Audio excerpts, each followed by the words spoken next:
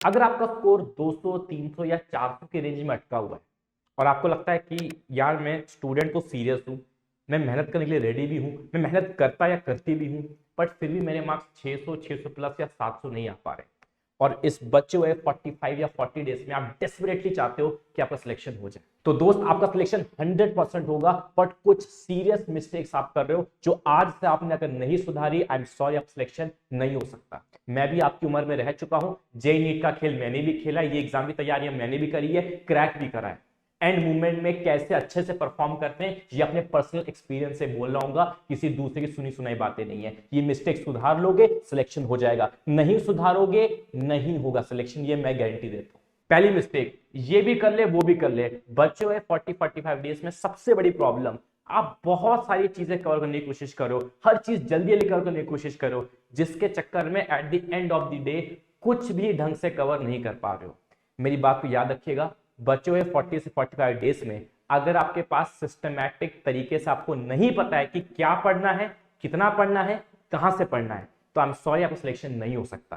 पहले क्लियर कर लीजिए अपने माइंड में कि मैं क्या पढ़ने या पढ़ने वाली हूं। अगर आपको प्रॉब्लम है, एक डिटेल वीडियो मैंने बना रखी है, आई बटन पे क्लिक करो, लास्ट 40-45 डेज में क्या पढ़ना है, कैसे पढ़ना है, कहां तक पढ़ना है। जब तक ये प्लान क्लियर नहीं होगा, लिटरली आप कुछ भी पढ़ते चले जाओगे, आप 8-8, 10-10 घंटे की पढ़ाई करोगे, फिर भी सिलेक्शन तो दूर, आपके मार्क्स भी इंप्रूव नहीं हो पाएंगे। तो मेक श्योर सिस्टमैटिक कंसाइज वे में पढ़ना बहुत जरूरी है। बच्चों 40-45 डेज में कुछ भी मत पढ़ने लग जाना। दूसरा है जो बहुत कॉमन है, एक्सेसिव हेल्प आप लेते हो जो आप मटेरियल सॉल्व करते हो। आपको पता है ऑल ओवर इंडिया जो टॉपर्स हैं, जो एम्स में जाते हैं या टॉप मेडिकल कॉलेजेस में जाते हैं, वो भी पीवाईक्यू सॉल्व करते हैं, वो भी आप ही के एनसीईआरटी पढ़ रहे हैं, वो भी सेम क्वेश्चन जो आप लगा के प्रैक्टिस कर रहे हो वही क्वेश्चंस को वो प्रैक्टिस कर रहे हैं, बट वो मार्क्स लेके आ रहे हैं, आप मार्क्स लेके नहीं आ रहे हो। देखो प्रॉब्लम इसमें नहीं है, हेल्प लेना खराब बात नहीं है, हेल्प लेना खराब बात नहीं है, बट प्रॉब्लम क्या होती है, मैं पूछता हूँ स्टूडेंट से, आपने पीवाईक्यू सॉल्व हो गए? हाँ हो गए। लेट्स से 50 पीवाईक्यू से, तो 50 पीवाईक्यूज में क्या होता है, स्टूडेंट ने क्या क्या गलती करी, 50 पीवाईक्यूज में आपने लेट्स से 25 पीवाईक्यूज, 20 से 25 पीवाईक्यूज आपने क्या करे, सॉल्यूशंस देखे इसके, ठीक है, खराब बात नहीं है, सॉल्यूशन देखे, उसके बाद आपने हेल्प ली, आपने टीचर से डाउट पूछा और आपने बाकी 25 क्वेश्चन खुद करे, बट ऐसे 25 क्वेश्चन आपने लोगों से एक्सटर्नल हेल्प लेके लिए, कोई बुरी बात नहीं है। बट प्रॉब्लम क्या होती है, जब आपकी एक्सटर्नल हेल्प ले लेते हो उसके बाद आपको लगता है हाँ मेरे 50 क्वेश्चन हो गए। नहीं दोस्त, जो क्वेश्चंस में आपने हेल्प ली थी, डाउट लिए थे, कुछ टाइम के बाद उनको दोबारा करो। जो टॉपर्स होते हैं चाहे जिनका सिलेक्शन होता है, वो 50 क्वेश्चंस, पूरा का पूरा 50 क्वेश्चंस एक बार हेल्प लेते हैं, बट एक टाइम के बाद वो पूरे पूरे 50 क्वेश्चंस खुद से ही सॉल्व कर सकते हैं। लोग एंड टाइम तक क्या होता है, सोल्यूशन देख रहे होते हैं। मैं ये नहीं कह रहा सोल्यूशन मत देखो, मैं ये नहीं कह रहा हेल्प मत लो, मैं ये नहीं कह रहा लेक्चर्स मत देखो, बट आफ्टर अंडरस्टैंडिंग कुछ 2 हफ्ते बाद, 5 दिन बाद उस क्वेश्चन को बिना किसी हेल्प के दोबारा करने की कोशिश करो। Very very important. अगर आप सिर्फ और सिर्फ सोल्यूशन देख देख के क्वेश्चन सॉल्व करते रहोगे, एंड टाइम तक भी यही हो रहा है, नीट में परफॉर्म नहीं कर पाओगे। हेल्प लो, डाउट पूछो, पर एक बार चीजें जब क्लियर हो जाती है उसको रिवाइज करते रहो ताकि दोबारा हेल्प लेने की जरूरत ना पड़े, खुद से क्वेश्चन सॉल्व हो जाए 100%। तीसरा है मिस्टेक कॉपी ना बनाना। एक बड़ा फेमस लाइन है कि जो लोग अपनी गलती याद नहीं रख सकते वो अपनी गलतियों को रिपीट करते रहते हैं। तो अगर आपको अपनी गलतियां पता ही नहीं है, अगर आपको अपनी गलतियां मालूम ही नहीं है, आप उन गलतियों को रिपीट करते चले जाओगे। सिंपल सी मिस्टेक कॉपी, जो आप मॉक टेस्ट देते हो या सिंपल क्वेश्चन प्रैक्टिस करते हो, आप कोई कैलकुलेशन मिस्टेक करते हो, वो लिखिए। लिखिए क्या कैलकुलेशन मिस्टेक है, मिस्टेक लिखने के बाद उसको लिखिए, वो क्वेश्चन लिख लीजिए, क्वेश्चन नोट डाउन कर लीजिए, उसमें से क्या आपकी कैलकुलेशन मिस्टेक हुई थी वो लिखिए। कोई कॉन्सेप्चुअल मिस्टेक था, कोई सिली मिस्टेक था, वो सिली मिस्टेक भी लिखिए। हम लोग बोलते हैं इसे silly mistake, but there is no mistake called silly mistake. हम कहते हैं यार केयरलेस मिस्टेक हो गया, अरे केयरलेस मिस्टेक नहीं होती, केयरलेस मिस्टेक के पीछे बहुत बड़ा रीजन होता है, या तो डिवाइस नहीं होता है, तो कॉन्सेप्ट गलत पता होता है। तो लिखिए, गलती लिखिए और सामने लिख दीजिए मैंने क्या मिस्टेक करी थी। अगर आपको मिस्टेक कॉपी आपके पास बनी रहेगी, एंड टाइम में बहुत हेल्प करेगा। नेक्स्ट है मॉक टेस्ट। मॉक टेस्ट से नहीं घबराना है, कुछ चीजें ऐसी होती हैं प्रिपरेशन की जो आपको मॉक टेस्ट से ही पता चलेगी। फॉर एग्जाम्पल, जब आप मॉक टेस्ट देते हैं तो हमेशा मॉक टेस्ट देने के बाद, मेरी हमेशा एक आदत थी, राइट डाउन करिए या मन में सोचिए कि मैंने क्या सीखा, कि आज के मॉक टेस्ट देके मुझे क्या लर्निंग मिली। कोई ना कोई जरूर लर्निंग मिले कि नहीं यार मैं गलती करता हूँ, नहीं यार मैं पैनिक करता हूँ, नहीं यार मैं एंड का 1 घंटा अच्छा परफॉर्मेंस नहीं रहती, नहीं यार पहले आधे घंटे में तो बहुत स्लो स्लो करता हूँ। बहुत सारी चीजें होती हैं जो आपको मॉक टेस्ट से मिलती हैं, तो पहले लर्निंग लिखा करिए जब भी आप मॉक टेस्ट देते हैं। उसके बाद आप कभी भी कोई मॉक टेस्ट देंगे तो आपको पता चलेगा कि कुछ क्वेश्चन टफ होते हैं, कुछ क्वेश्चन टफ होते हैं। कैसे टफ क्वेश्चंस को नहीं करना, कौन से क्वेश्चंस को आपको नहीं करना। कुछ क्वेश्चंस लेंदी होते हैं, आते हैं बट वो लेंदी होते हैं, कैसे लेंदी क्वेश्चंस को अवॉइड करना है, ये सब कला आपको मॉक टेस्ट दे के ही पता चलेगी। और बहुत बार नीट में कुछ क्वेश्चंस को अटेम्प्ट ना करना बेटर रहता है। और कैसे सीख मिलती है आपको, स्पीड और एक्यूरेसी का कैसे बैलेंस करना है। बहुत लोग स्पीड बढ़ाने के चक्कर में एक्यूरेसी खो देते हैं, कुछ लोग एक्यूरेसी बढ़ाने के चक्कर में स्पीड खो देते हैं। तो स्पीड और एक्यूरेसी का कैसा हमें कॉम्बिनेशन रखना है ये पता चलता है। आपके वीक एरियाज क्या हैं वो आप आइडेंटिफाई कर पाते हो कि आपको क्या टॉपिक, आपको पता है कि आपको बायो अच्छे से आती है बट आपके बायो में मार्क्स आ रहे हैं 150, बायो मार्क्स आ रहे हैं 200, मतलब आपको बायो अच्छे से नहीं आती है। अगर आपके पास मॉक टेस्ट नहीं है, मैं आपको मॉक टेस्ट रिकमेंड कर देता हूँ, वो है एडुकार्ड के अभ्यास नीट मॉक टेस्ट पेपर्स। ठीक है, ये बहुत अच्छे मॉक टेस्ट है। इनमें सबसे बड़ी क्वालिटी क्या है, ये बिल्कुल ऑफलाइन का फील देते हैं आपको। इसमें आपके पास बिल्कुल जैसे नीट का जब आप पेपर देते हो बिल्कुल ऑफलाइन पेपर्स हैं, साथ में इसके साथ ओएमआर शीट है, तो प्रॉपर 20 क्वेश्चंस की यह सेट है। तो ये क्वेश्चंस अगर आप सॉल्व करते हो तो प्रॉपर नीट का फील आता है।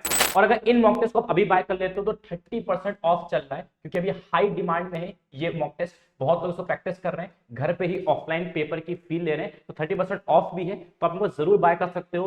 अटेम्प्ट करिए मॉक टेस्ट को, अपने मार्क्स को इंप्रूव करिए। ये जो गलतियां मैंने बताई है इन गलतियों को आइडेंटिफाई करें, बहुत इंप्रूवमेंट होगा आपका स्कोर में। और इन मॉक टेस्ट के जो क्वेश्चंस हैं आपके बड़े और फेमस टीचर्स ने सिलेक्ट करके बनाए हैं, तो आप बिल्कुल आराम से इन क्वेश्चंस पे रिलाई भी कर सकते हैं, अच्छे से प्रैक्टिस कर सकते हैं। नेक्स्ट पॉइंट मेरा फेवरेट पॉइंट है, वो है लूप ऑफ लर्निंग। मैं भी फंस चुका हूं इस लूप ऑफ लर्निंग में। इसका मतलब क्या होता है, अगर आपके मार्क्स कम आ रहे हैं तो आपको लगता है कि आपको कम आता है, जिसके वजह से आप ना पढ़ते रहना चाहते हैं। कोई चैप्टर का आपको आता भी है फिर भी कोई चैप्टर को पढ़ा दे आप पढ़ने लग जाओगे, ये सोच के कि नहीं यार थोड़ा थोड़ा भूल गए, नहीं सर आप पढ़ा दो। ये बहुत बड़ी गंदी आदत होती है। इसका रीजन मैं बताता हूं ऐसा क्यों होता है, क्योंकि हमेशा पढ़ना, कोई चीज कुछ टॉपिक, कोई जैसे मैं टीचर समझा रहा है, टॉपिक को समझना आसान होता है और क्वेश्चन प्रैक्टिस करना टफ होता है। क्योंकि जब मैं कोई लेक्चर पढ़ा रहा हूं तो मैक्सिमम मेहनत मैंने करी है, मैं रात भर जगा हूं, मैंने लेक्चर प्रिपेयर किया है, अच्छे से क्वेश्चन सेलेक्ट करें, मैंने बढ़िया से दिमाग में सोचा है क्या क्या बोलूंगा और मैं परफॉर्म कर रहा हूं यहाँ पे कैमरा पे। आप क्या करो, आप बस समझ रहे हो, तो ये इजी होता है। जब क्वेश्चन प्रैक्टिस की बात आती है आप पूरा दिमाग आपको खुद लगाना है 100%। तो हमेशा क्वेश्चन प्रैक्टिस डिफिकल्ट होता है, पढ़ना आसान होता है, इसलिए मेजॉरिटी स्टूडेंट्स सिर्फ पढ़ते ही रह जाते हैं, क्वेश्चन प्रैक्टिस नहीं कर पाते। इसलिए इस लूप ऑफ लर्निंग को तोड़िए और क्वेश्चन प्रैक्टिस में घुसिए। लूप ऑफ लर्निंग को तोड़ के आपको क्वेश्चन प्रैक्टिस में घुसना पड़ेगा, वरना आप सिर्फ पढ़ते चले जाएंगे, पढ़ते चले जाएंगे, पढ़ते चले जाएंगे। आप बायो की थ्योरी रिवाइज कर लेंगे, फिर सोचेंगे क्वेश्चन प्रैक्टिस बाद में करते हैं, और बात कभी नहीं आता। बायो पढ़ लेंगे, केमिस्ट्री पढ़ लेंगे, फिजिक्स पढ़ लेंगे, मार्क्स कभी नहीं आएंगे, कि आप क्वेश्चन प्रैक्टिस में घुस ही नहीं रहे हो, आप लूप ऑफ लर्निंग में फंस चुके हो। नेक्स्ट है overthinking on weak topics. ये नेचुरली हर एक स्टूडेंट में आता है। मैं आपको एक बढ़िया सा किस्सा बताता हूँ। अभी मैं खुद एक IITian हूँ, तो हमारी ना एक क्विज थी, तो मैं 1 घंटा पहले क्विज की प्रिपरेशन स्टार्ट करी थी। हम IITians थोड़े से ना नेक्स्ट लेवल के होते हैं, तो क्विज बड़ी इंपॉर्टेंट थी। ठीक है, तो सर ने बोला था क्विज में न्यूमेरिकल्स आएंगे, और हमने 1 घंटा पहले ही पढ़ना स्टार्ट किया न्यूमेरिकल्स के लिए। ठीक है, तो जो पोर्शन था न्यूमेरिकल्स में, देयर वर सर्टेन न्यूमेरिकल्स जो मुझे बिल्कुल भी नहीं आते थे, मैंने कभी नहीं पढ़े थे, और कुछ न्यूमेरिकल्स ऐसे थे जो मैंने अपने टाइम पे, मतलब 2 महीने पहले भी इसका एग्जाम हुआ था, तो 2 महीने पहले मैंने न्यूमेरिकल्स समझ रखे थे। अब जब मेरे पास सिर्फ 1 घंटा था और मेरे क्विज में न्यूमेरिकल्स आ गए थे, नेचुरल इंस्टिंक्ट पता क्या था, ये न्यूमेरिकल्स मेरे को आते थे, ये न्यूमेरिकल्स मेरे को नहीं आते थे, नेचुरली मैं इन न्यूमेरिकल्स को करने लगा, नेचुरली मैं इन न्यूमेरिकल्स को करने लगा। बट जैसे मैं करने लगा, अगले ही इंस्टेंट में मैंने खुद को रोका, मैंने कहा दोस्त आयुष 1 ही घंटा बचा है, पहले जो न्यूमेरिकल्स समझ रखे थे इनको कवर कर लो। सबसे पहले मेरा नेचुरल इंस्टिंक्ट यही गया, क्योंकि मुझे ये नहीं आते थे, ये पढ़ने की कोशिश करने लगा। बचा 1 घंटा है, कम टाइम है, बट मैंने क्या किया, खुद को माइंड चेंज किया और इन न्यूमेरिकल्स को जो मैंने पढ़ रखा था मैंने कवर किया 1 घंटे में, अच्छे से टाइम लेके 1 घंटे में कवर किया, इनको छोड़ दिया। तो क्विज हुआ, क्विज 10 मार्क्स का था, क्विज 10 मार्क्स का था, सिर्फ 2 ही न्यूमेरिकल्स आए थे, 2 5-5 मार्क्स के न्यूमेरिकल्स थे, और वो एक्चुअली बहुत टफ न्यूमेरिकल्स थे। आई थिंक थोड़ा सा टफ ही रहता है, तो 2 न्यूमेरिकल्स थे और 5-5 मार्क्स के थे। एक न्यूमेरिकल आया था इस पोर्शन से, एक न्यूमेरिकल आया था इस पोर्शन से जो मैंने नहीं पढ़ा था, और एक न्यूमेरिकल आया था इस पोर्शन से जो मैंने पढ़ा था। And I was able to do this question, क्योंकि मैंने अभी अच्छे से इसको पढ़ रखा था, 1 घंटा लगा दिया था, ये मुझे समझ में भी आ गया, तो उसका जो टफ क्वेश्चन था मैंने कर दिया था, वही क्वेश्चन में नहीं कर पाया, तो मेरे 5 मार्क्स हैं। बट अगर मैं ये ना पढ़ के ये पढ़ने की गलती कर देता, तो 1 घंटे में, क्योंकि कभी ये न्यूमेरिकल्स करे ही नहीं है, 1 घंटे में उतने अच्छे से कर ही नहीं पाता, तो लैक ऑफ नॉलेज की वजह से ये भी हाथ से जाता, और ये क्योंकि मैं ये 1 घंटा यहां टाइम वेस्ट कर दिया जो मुझे नहीं आता था और इसको मैं भूल गया, तो ये लैक ऑफ रिवीजन की वजह से ये क्वेश्चन भी नहीं कर पाता, क्योंकि टफ क्वेश्चन आया था।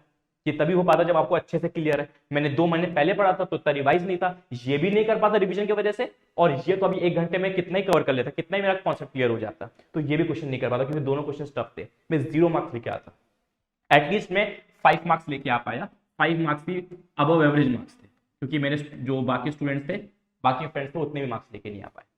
तो we all do this mistake, जो हमारे वीक टॉपिक्स होते हैं उनको लेके हम ज्यादा परेशान होते हैं, हम उनको कवर करने की कोशिश कर रहे हैं। हमको लगता है कि अगर हमने वीक टॉपिक्स कर लिए तो हमें मार्क्स ज्यादा आ जाएंगे, बट एक्चुअल में जो आपके स्ट्रॉन्ग टॉपिक्स हैं आपके मार्क्स 200-400 पता क्यों आ रहे हैं? इसलिए नहीं क्योंकि आपने कम पढ़ा है, आपने काफी पढ़ रखा है, आपने 600 मार्क्स का क्वेश्चन कवर कर रखा है, बट अब उस 600 मार्क्स के क्वेश्चन को जो आपने कवर कर रखा है आपने ढंग से नहीं किया हुआ है।